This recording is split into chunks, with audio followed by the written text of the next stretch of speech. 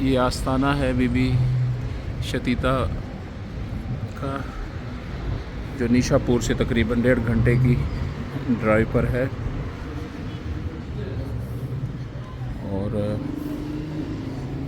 Be be شتیتا جو ہیں وہ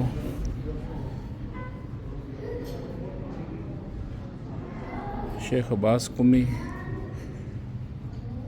جو ہے وہ لکھتے ہیں کہ عباسی خلیفہ منصور کے دور میں امام علیہ السلام مدینہ میں قیام پذیر تھے، اور مدینہ و نیشا پور میں بہت زیادہ فاصلہ تھا۔ فاصلہ زیادہ ہونے کے باعث مشکلات بھی بہت زیادہ تھیں، اس لیے آپ نے یہ کہا کہ ہم لوگ جو شرعی رقوم امام تک پہنچا رہے ہیں، کیا وہ واقعی امام کی خدمت میں پہنچ بھی رہی ہیں؟ چنانچہ انہوں نے لوگوں کے ساتھ مل کر ایک با اعتماد شخص محمد ابن ابراہیم نیشا پوری کو اس کام کے لیے منتخب کیا کہ وہ ان کی رقوم امام علیہ السلام تک پہنچا دے۔ چنانچہ سب لوگوں نے اپنی اپنی رقوم و تحفے وغیرہ محمد ابن ابراہیم کو دیے، اور آخر میں جناب شتیتا آئیں اور آپ نے انتہائی معمولی سا تحفہ دیا۔ وہ تحفہ 1 درم اور ایک کپڑے پر مشتمل تھا۔ صرف اس کپڑے کی قیمت بھی 4 درم تھی، یعنی کہ باقیوں نے قیمتی چیزیں بڑی تعداد میں دیں، لیکن اس معظمہ نے معمولی چیزیں دیں۔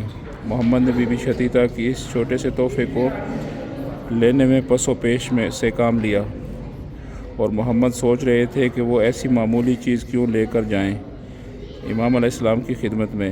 بی بی نے جب زور دیا تو محمد نے کہا، بی بی مجھے شرم آتی ہے کہ اس ناچیز ہدیے کو امام علیہ السلام کی خدمت میں پیش کر رہا ہوں۔ بی بی نے کہا کہ آپ کو کیوں شرم آتی ہے، میں لائی ہوں اور یہ امام علیہ السلام کا حق ہے۔ خیر، کافی باتوں کے بعد محمد نے مجبوراً وہ تحفہ لے لیا اور لے کر چلے گئے۔ محمد منزل طے کرتے ہوئے امام علیہ السلام کی خدمت میں مدینہ حاضر ہوئے، اور وہاں پر انہوں نے سب کچھ امام علیہ السلام کی خدمت میں پیش کیا۔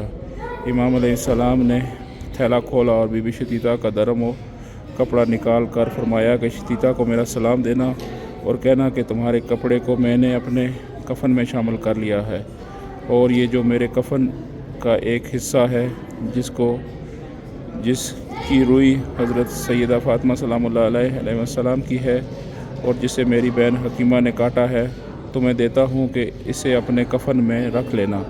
پھر امام علیہ السلام نے غلام کو آواز دی اور ایک تھیلی سے